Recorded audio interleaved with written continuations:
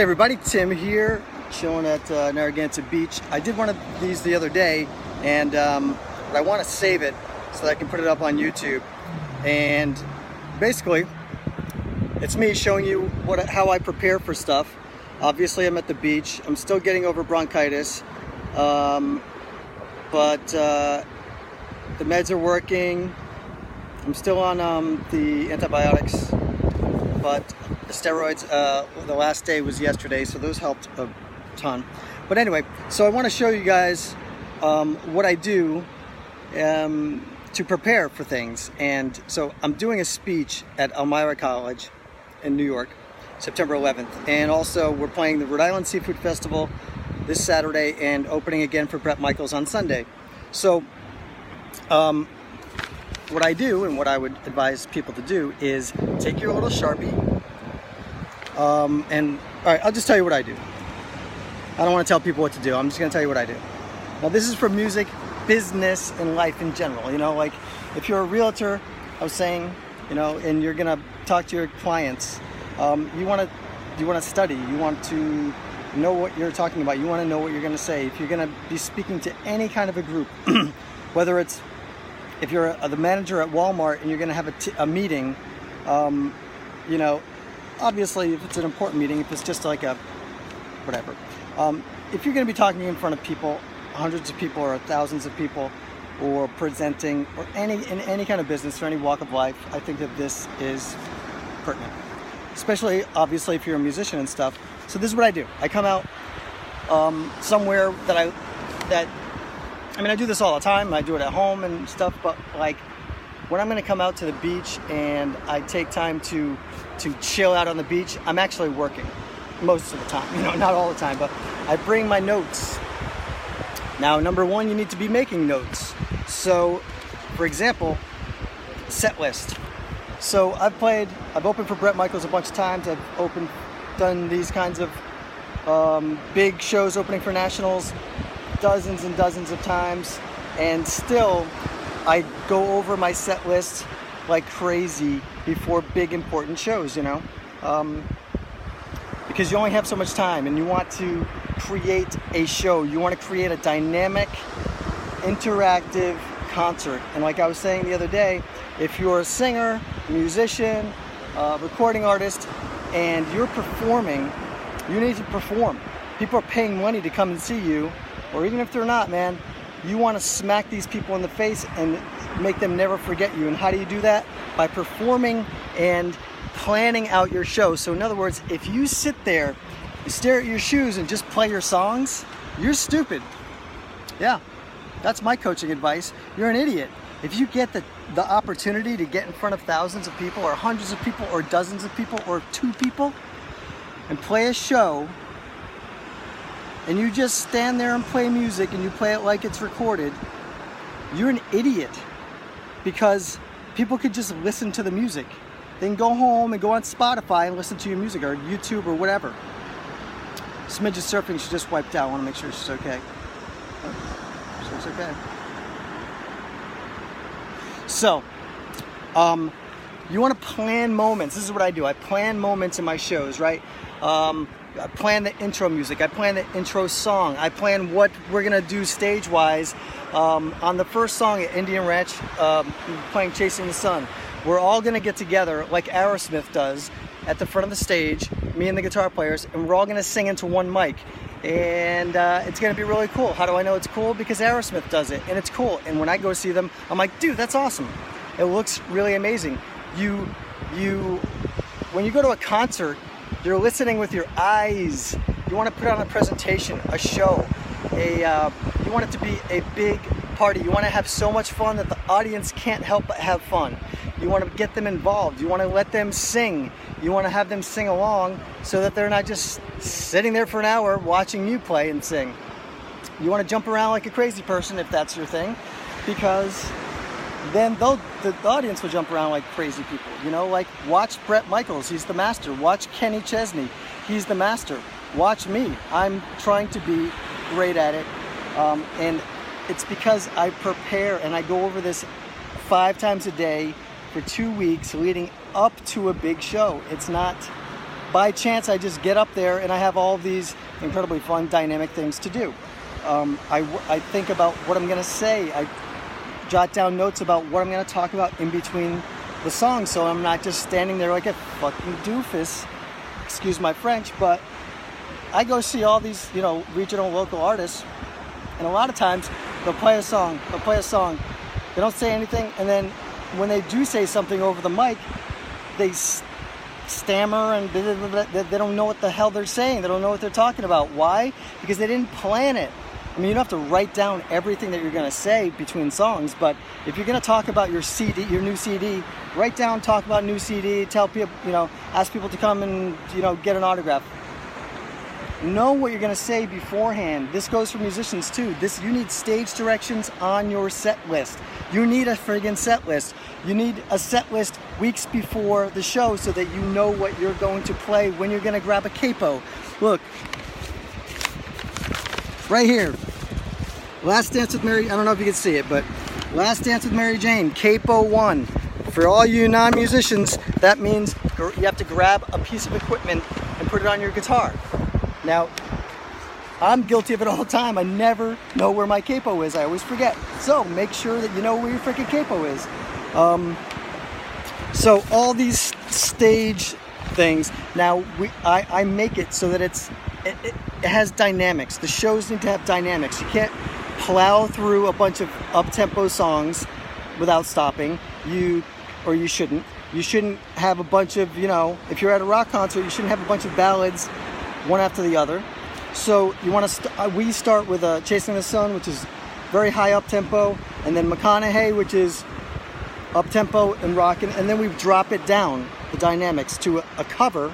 So everybody who's not watching the opening band, getting a beer, will hear us play a slower, like mid-tempo song that everybody knows. In this case, it's Tom Petty.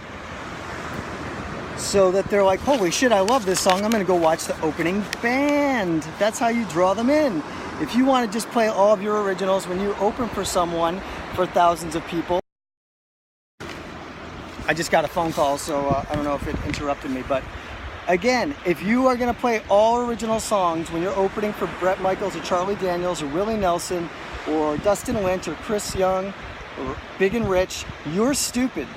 Because you have to draw these people in. You have to do all these things to draw these people in. How do you draw people in? You play songs that they know, and then you ask them to sing along. You make sure that the audience knows that you're there for them.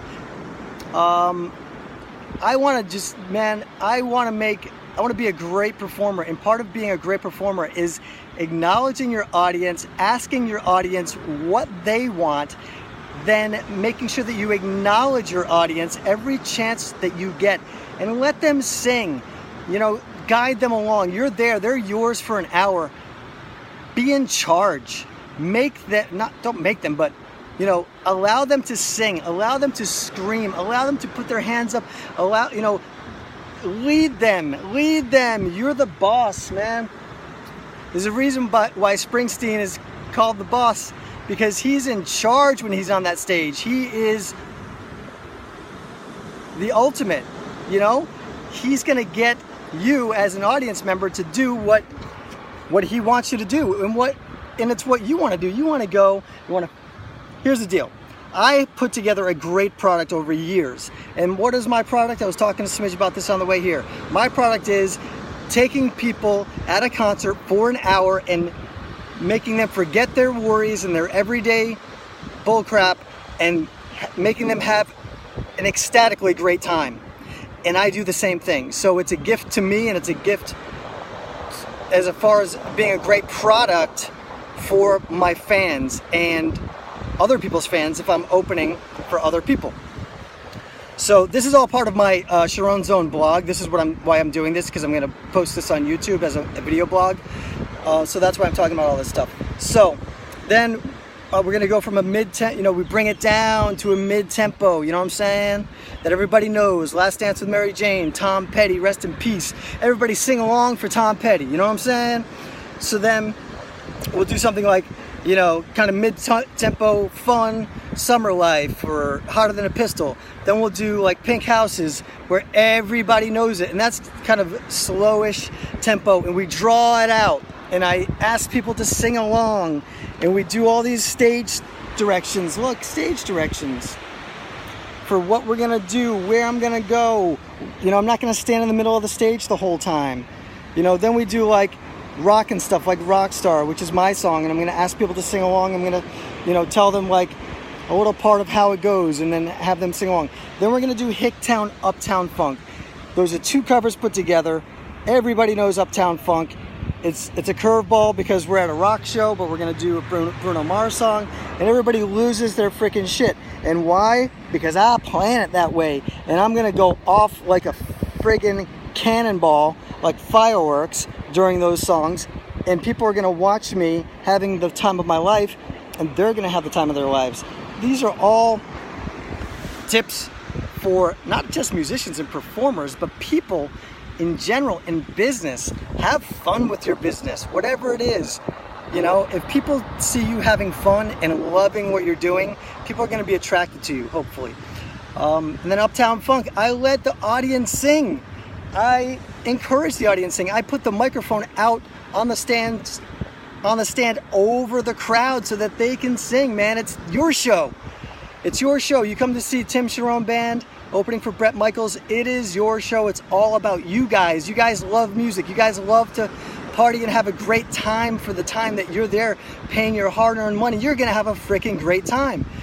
Why? Because me, and I know that Bret Michaels is the same way, we do this stuff with you in mind. We're putting our whole product together for you, not for us, but for you. The great thing about it is the more fun my crowd, my fans, or Bret Michaels fans have, the more fun I have. It's a win-win. But if I just go up there and I just care about me and my precious frickin' songs, and I play all originals, and I stare at my shoes, and I just want to make sure that you guys hear my songs, listen to me, listen to me, listen to me, listen to my songs, it's boring. It's all about me. I don't do that. I want it to be all about you guys. All about you guys. All about music lovers, because you guys are the ones that matter. You guys are paying money to go see these shows. You want to be entertained, goddammit, and I'm the man to do it. So any musicians listening, if you go up there and you play your songs, you stare at your shoes, people aren't going to like it. I mean, I'm talking like if you're doing country rock and, you know, these are high energy shows. These are what people want. And this is what people are paying for. They're going to party and have fun and forget about their worries. Not sit up there and listen intently to, you're not Bob Dylan. You know? You're not Bob Dylan. If Kenny Chesney did that, people would be like, you are boring. If Bret Michaels did it, they'd be like, you're boring. Bret Michaels' show is it's 95% adrenaline. You know? And then he plays Every Rose Has Its Thorn and the place goes friggin' nuts. You know? Dynamics. So you want to have a couple of those down, restful moments in your set.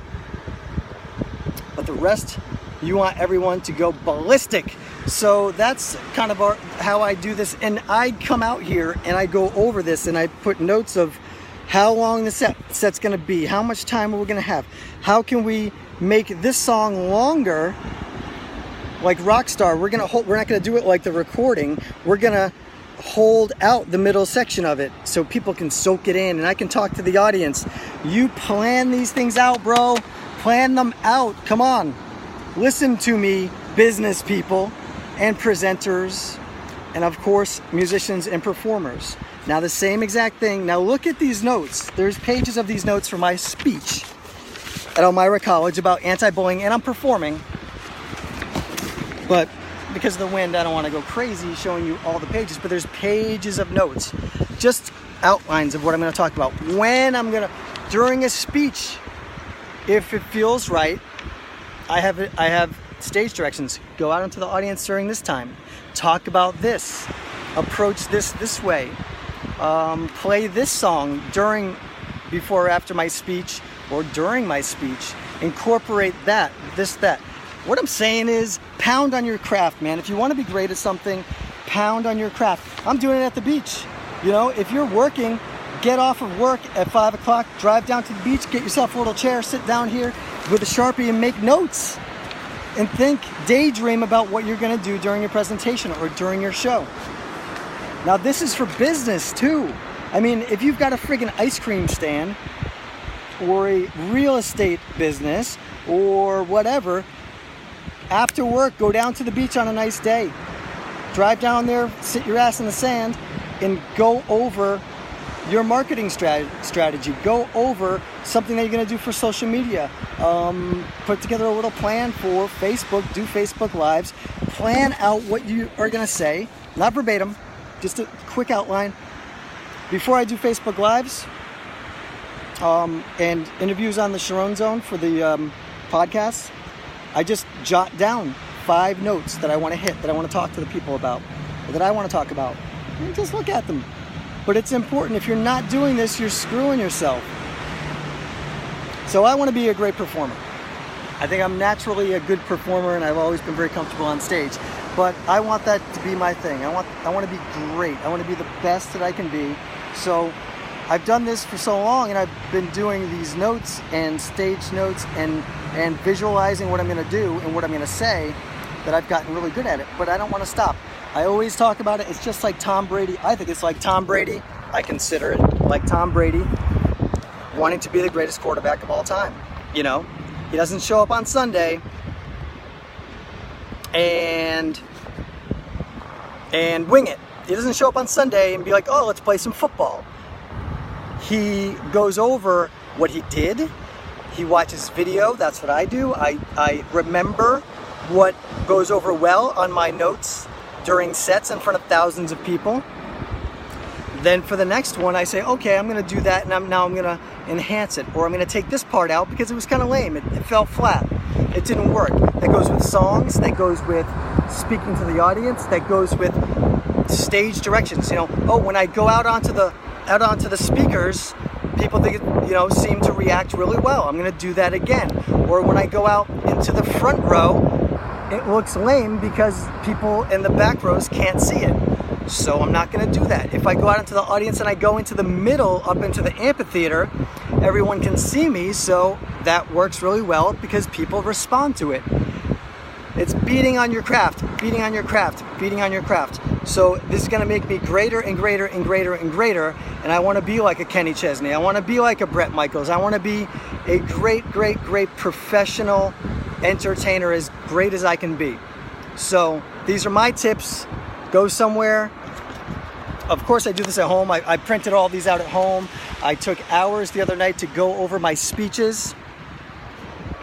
My speeches, of course, that's very important because speaking is very difficult in front of thousands of people, or hundreds of people, or dozens of people. And I wrote all this stuff out for my speech. Look, I wrote all this stuff out for my speech. I don't know if you can see it, but there's 3 pages of notes. I've been writing it by hand for the past month, and then I printed it and refine it and refine it and refine it, you know. And yeah, Michelle, see, this is great. You never think of this because, and here's the deal: if you're a music fan, you shouldn't think of this. You should go to a show and just be like, you shouldn't think of anything during the show, during my show, but holy shit, this is fun. I'm having the time of my life. Let me grab another beer and put my beer up and sing along and scream and yell and then hang out with me afterwards. And same thing with Bret Michaels, same thing with Kenny Chesney. You guys are there because you guys are paying money to have a friggin' blast, and that's what it's all about. Now, people that are on the other side, so, you know, if you're a business person or whatever, you're a business person if you're alive. You're your own business. So at work, or if you have a business or whatever, you can use these things. But it's our job as entertainers to put all of this work into it and all of this thought, because it's our job, literally. And as music fans, it's your job to just go have fun and not think about all of the work that goes into it. It should come off as very spontaneous, and, you know, it's hard work to have fun. But I say, what do I say? What do I say? Study hard to... Oh, prepare to have fun. So for me, for us, for the band, for the musicians, prepare your ass off so that when you hit that stage, you can have the time of your life and you're not thinking about stuff. Oh, I might do this. Oh, should I do this? Should I say that? Oh, wait, what? How does this song go? No, man, prepare. Have notes so that you can have the time of your life on stage, and then in turn the audience can have the time of their lives on stage, and all they have to do is think about having fun and not worry about anything else. So there you go. There's my little podcast video. I'm going to put this up on YouTube. See you guys on Sunday. Tonight I'm doing a Facebook Live. Tonight, Tuesday, I'm doing a Facebook Live from Indian Ranch's Facebook page. So definitely, I'm going to play some songs on there. I'm going to tell some stories about Bret Michaels, about performing with him and opening for him throughout the years. And then, like I said, this is going to be on the Charron Zone. It's going to be on my YouTube page for my video podcasts. So make sure you spread the word. Thank you so much for watching.